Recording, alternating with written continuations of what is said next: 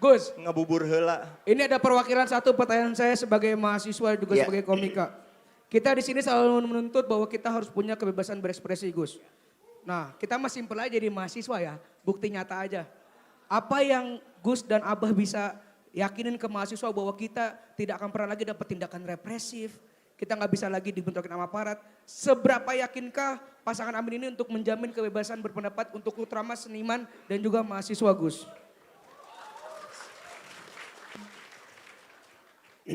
Ya, ini diawali dari kesadaran, pengalaman, dan pikiran. Berdasarkan pengalaman kita dalam semua referensi, baik itu ilmu politik, buku-buku, yang namanya kebebasan, kemerdekaan berpendapat itu kunci dari keberhasilan pencerdasan kehidupan bangsa. Sekali itu dihambat, maka bangsa kita tidak akan pernah dewasa dan mandiri dalam berpikir. Yang kedua, kalau mau jujur, satu-satunya negara yang memiliki jumlah penduduk dengan masyarakat yang sangat guyup, masyarakat yang bahkan saking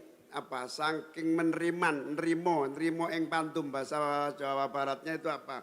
Saking Saya juga nggak bisa bahasa Jawa, ada pusing sama. saking menerima keadaan dengan sabar. Itu apa Legowo, namanya? legowo.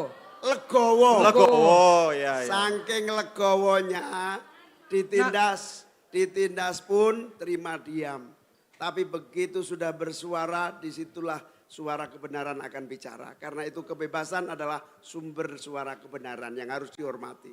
Nah, yang ketiga, kami berdua punya pengalaman dari mahasiswa ketika kita sama-sama di UGM dulu, ketika kita sama-sama berjuang untuk demokrasi melalui pers mahasiswa, melalui berbagai gerakan mahasiswa, kita menemukan satu sikap seumur hidup kita abdikan diri kita untuk kebebasan dan demokrasi di tanah air kita.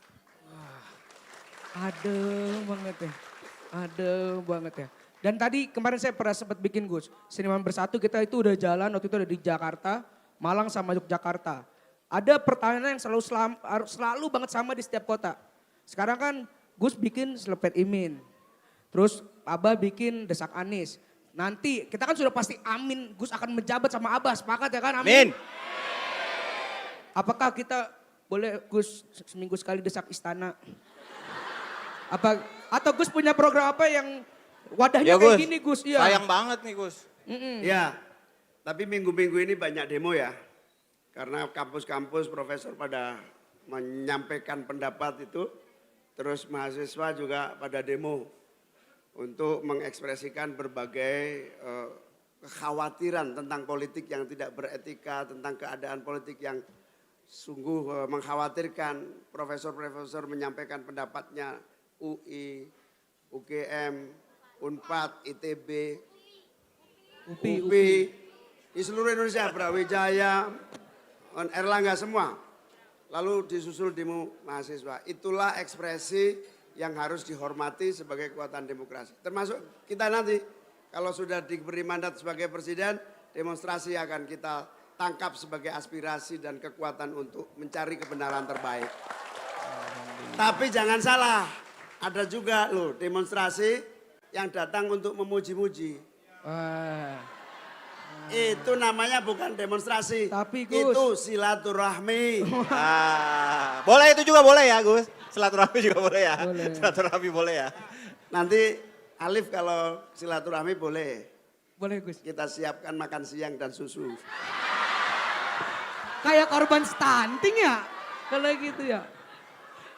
Udah kebanyakan kalau dia mau. Iya Gus, jangan. Saya waktu demo aja polisi panik Gus.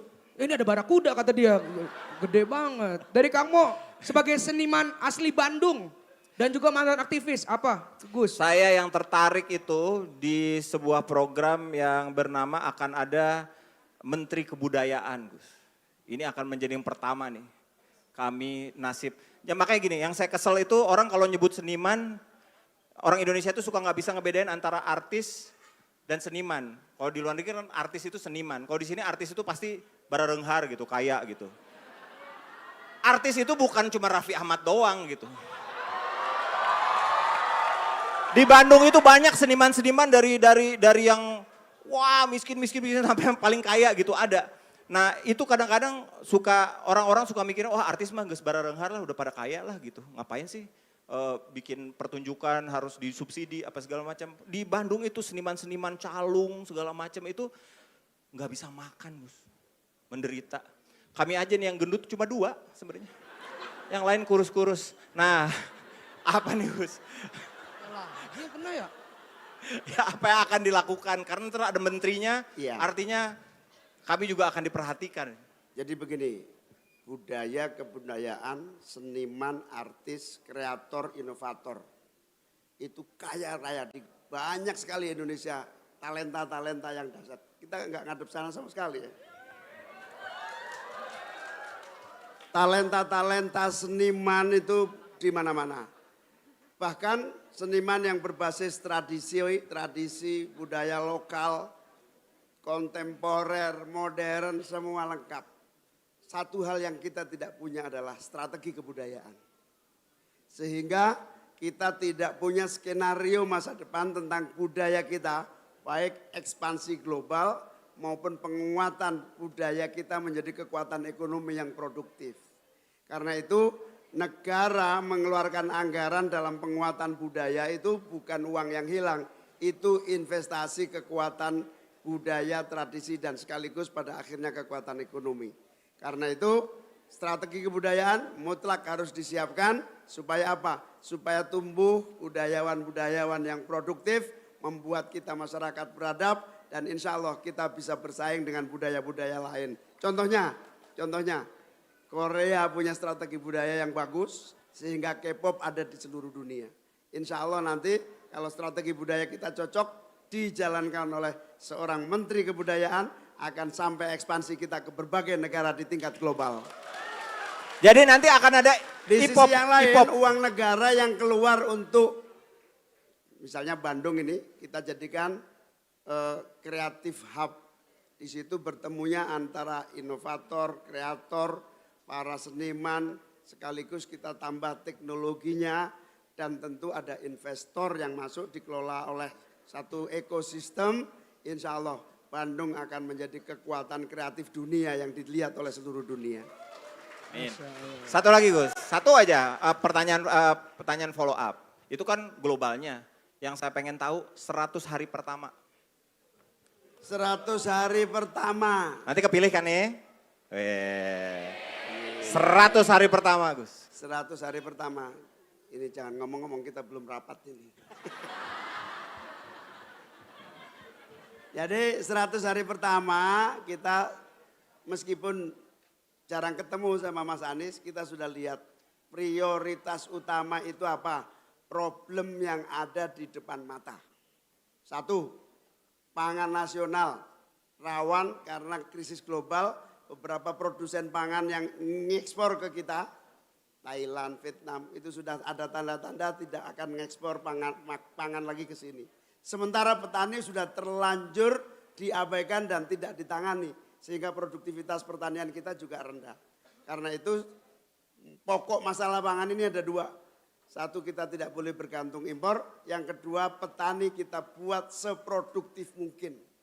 Satu-satunya cara apa? Petani yang sudah 10 tahun ini nggak punya pupuk, maka kita harus secepat-cepatnya disediakan pupuk. Insya Allah 100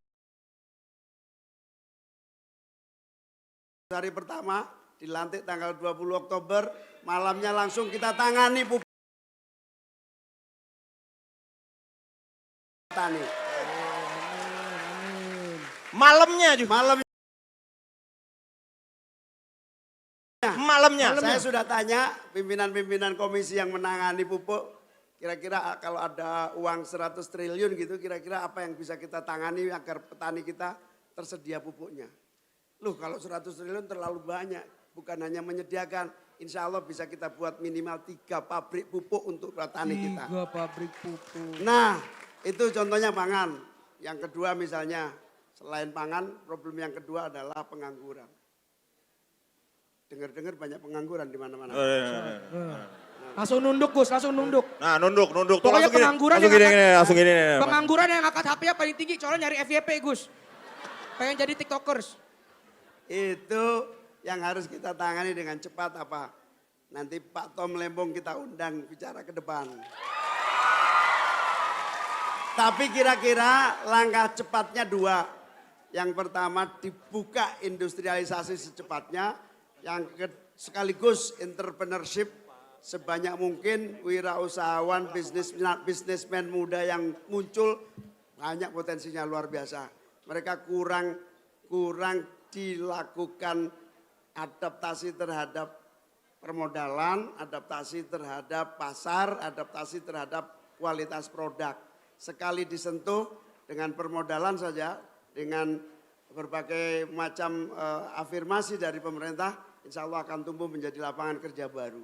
Industri, kewirausahaan, entrepreneurship, ditambah satu lagi apa yang disebut sebagai pemerintah turun tangan merekrut kebutuhan tenaga kerja sebanyak-banyaknya untuk bisa dipekerjakan dengan baik. Kira itu. Dua dulu. Itu baru hari kedua. Ya baru hari kedua. Belum 100 ya. Hah? Baru hari kedua Hari ya. kedua. Kalau saya buka semua dicontoh lawan nanti. Ya. Aduh. Oke. Cukup. Ya masih banyak yang akan mendesak Yes. Gus Imin. Dari seniman dan juga mahasiswa sudah cukup. Jadi Ya, tepuk yang tangan sekali gendut-gendut lagi udah duluan ya. untuk semua kejujuran, kedekatan Gus Imin. Tepuk tangan sekali lagi Bangsa. untuk pasangan. Ini, Teman-teman.